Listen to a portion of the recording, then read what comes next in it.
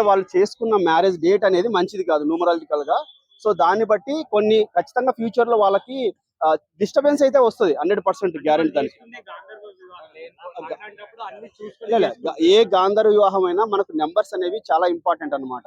మనం 1 నెంబర్ లో కానీ 9 నెంబర్ లో కానీ మ్యారేజ్ చేసుకున్నట్లయితే అది విడిపోకుండా ఉండడానికి 100% ఛాన్సెస్ ఉంటది. వాళ్ళు అవి చూసుకోకుండానే పెళ్లి ఫిక్స్ చేసుకున్నారంటారా? అక్కడ వాళ్ళు పంతులుగా అంటే మీలాంటి అస్ట్రాలజర్స్ వాళ్ళందరికీ కనుక్కోండొచ్చు, కానీ అక్కడ వాళ్ళకి చెప్పిన ఆస్ట్రాలజర్స్ ఎలాంటి వాళ్ళు ఉన్నారు అంటే వాళ్ళు న్యూమరికల్ గా చూసారా లేకపోతే వేరే విధంగా చూసారా మనకు తెలియదు కదా.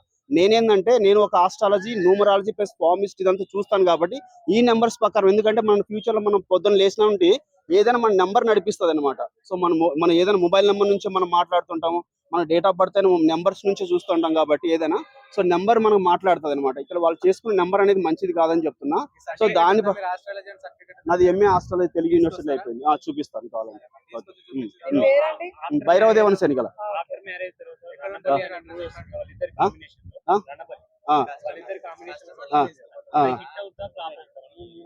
రణబలి పర్లేదు, ఆడుతుంది నో ప్రాబ్లం. ఎందుకు ఆడుతుంది అంటే అక్కడ 6 లెటర్ అనమాట, చిత్తా నక్షత్రము 6 లెటర్, ఆర్య అంటే. సో ఈ 6 లెటర్ తో పేరు స్టార్ట్ అయిన వాళ్ళు ఎవరైనా హిట్ అవుతారు. అది సినిమా అయినా పర్లేదు, అది పేరులో ఉన్న మనిషి పేరైనా పర్లేదు, ఏదైనా సరే 6 లెటర్ తో స్టార్ట్ అయితే హిట్ అవుతుంది. అక్కడ రష్మిక మందాన పేరు కూడా 6 లెటర్ తో స్టార్ట్ అయింది అనమాట. కానీ ఆమె గురించి నేను చెప్పట్లేదు, ఆమె చేసుకున్న వివాహం నెంబర్ తప్పని నేను చెప్తున్నా.